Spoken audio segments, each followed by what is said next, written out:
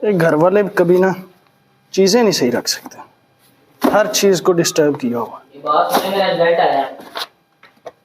कौन, किस चीज का रिजल्ट है? अच्छा, ये पढ़ के बताओ, मेरे ग्लासेस नहीं मिल रहे। 400 नंबर आए हैं। 400 नंबर क्यों आए हैं? किस वजह से आए हैं 400 नंबर?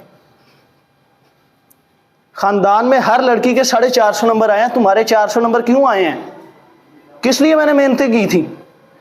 तुम्हें अच्छी से अच्छी एकेडमी में पढ़ाया, किस लिए मैंने मेहनतें की? ये 400 नंबर के लिए? मैंने आज से तुम्हारे साथ कोई बात नहीं करनी, चले जाओ यहां से। अरे बेटा क्या कर रहे हो तुम?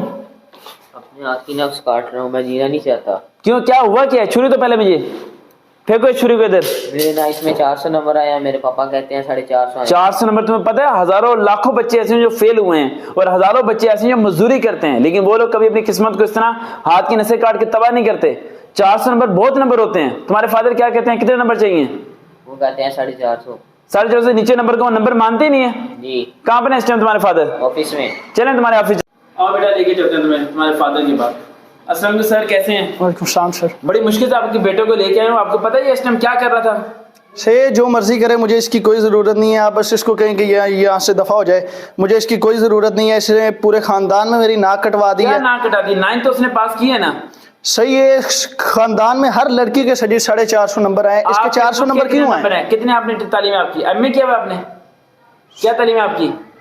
मैं मिडिल क्या पास। तालीम है आपकी? Middle pass. मिडिल पास है। मिडिल पास हो गया, आपने घर भी बना लिया, गाड़ी भी ले ली, सब चीज होगी, क्या जिंदगी तबाह होगी? आपको पता है आपका बेटा हाथ की नस काट रहा था। अगर मैं आज वक्त पे ना पहुंचता तो इस टाइम आप दुखी ना होते, बल्कि शाम को अपने बेटे का जनाजा उठा रहे होते, फिर आप ठीक रहते। हजारों लाखों बच्चे ऐसे हैं जो कि पढ़ते नहीं है, फिर भी जिंदगी गुजारते हैं, अच्छी जिंदगी गुजारते हैं। आपके बेटा नशे ही नहीं है, सिगरेट नहीं पीता, शराब नहीं पीता, किसी गलत लड़कों में नहीं बैठता, आप खुश नसीब हैं। आप समझते क्यों नहीं इस बात को? लाखों लोग हैं जिनके पास औलाद नहीं है। अगर ये औलाद छिन जाती फिर आप क्या करते?